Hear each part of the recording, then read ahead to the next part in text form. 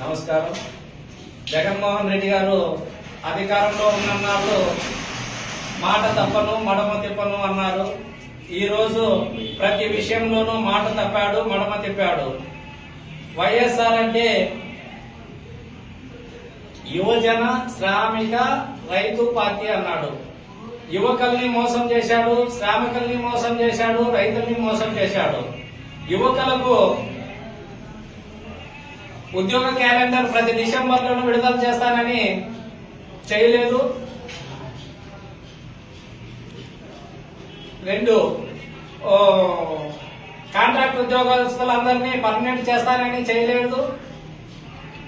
ఎక్కడే గాని ఉద్యోగాలు ఇచ్చిన దాఖలాలే లేదు. ఒక్క ఐటీ పరిశ్రమ తెచ్చి కూడా సాఫ్ట్వేర్ కంపెనీలు తెచ్చి కానీ ఎక్కడ పట్టున 1000 ఉద్యోగాలు కూడా ఇవ్వలేకపోయాడు జగన్మోహన్ రెడ్డి.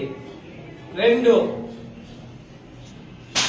శ్రామికులు అధికారం వస్తేనే ఇసుక రేట్లు పెంచి శ్రామికులను నట్టేయడం ఉంచాడు. అధికారం ఉన్నన్నాళ్ళు ఇసుక బాధుడే బాధుడు అన్నాడు. ఎప్పుడైతే అధికారం వచ్చిందో ఆ రోజు ఇసుకను రాసులో పోసి తూకం వేసిన ముఖ్యమంత్రి జగన్మోహన్ రెడ్డి.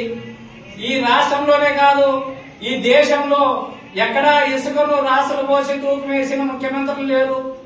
ఈ పిచ్చి తుక్లకు మాత్రమే చరిత్రలో నిలిచిపోతాడు అని తెలియజేస్తున్నాను.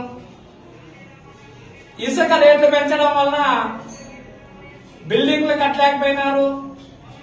బేల్దారు పనిచేసే వాళ్ళకి కానీ, కార్పెంటర్ పనిచేసే వాళ్ళకి కానీ, పెయింటర్ పనిచేసే వాళ్ళకి కానీ అందరికీ పని లేకుండా వేరే రాష్ట్రాలకు తరలి వెళ్లి వేరే రాష్ట్రంలో బతకాల్సి వస్తుంది. ఆ విధంగా శ్రామికులను మోసం చేసిన జగన్మోహన్ రెడ్డికి తగిన గుణపాఠం శ్రామికులు తెలియజేస్తారు. రైతుల విషయానికి వస్తే ఈ దేశంలో అత్యధికంగా చెనిక్కాయలు పండించేది అనంతపురం జిల్లా. ఈ వేరుశెనగ ఈ రోజు రైతులు వేయడానికి భయపడుతున్నారు. ఈ 5 సంవత్సరాల్లో ఒక్కసారి కూడా ఇన్పుట్ సబ్సిడీ గాని, క్రాప్ ఇన్సూరెన్స్ గాని వేరుశెనగ రైతులకు ఇవ్వకోకుండా నట్టేయడం ఉంచాడు. అంతో ఇంతో అనంతపురం జిల్లాలో డ్రిప్ సౌకర్యముతో చీనీ చెట్లు, దానిమ్మ, టమేటా అన్ని పండించే వాళ్ళు. ఇంతకు ముందు చంద్రబాబు నాయుడు గవర్నమెంట్ ఉన్నప్పుడు ఎంత పెద్ద రైతుకైనా కూడా 10% కడితే డ్రిప్ సౌకర్యం 15 రోజుల లోపల దిగేది. ఈ రోజు జగన్మోహన్ రెడ్డి 4.5 సంవత్సరాలు డ్రిప్ సౌకర్యం ఇవ్వకోకుండా లాస్ట్ మూమెంట్ లో ఇప్పుడు తగదనమ్మా అని ఒక 6 నెలల ముందు నుండి ఇస్తున్నాడు.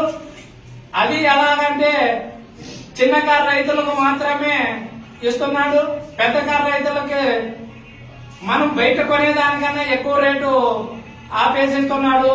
రైతులు డ్రిప్ సౌకర్యం కలగజేయకన్నట్లా ఇబ్బంది పెడుతున్నాడు జగన్మోహన్ రెడ్డి. రైతులు కూడా అతన్ని వ్యతిరేకిస్తున్నారు.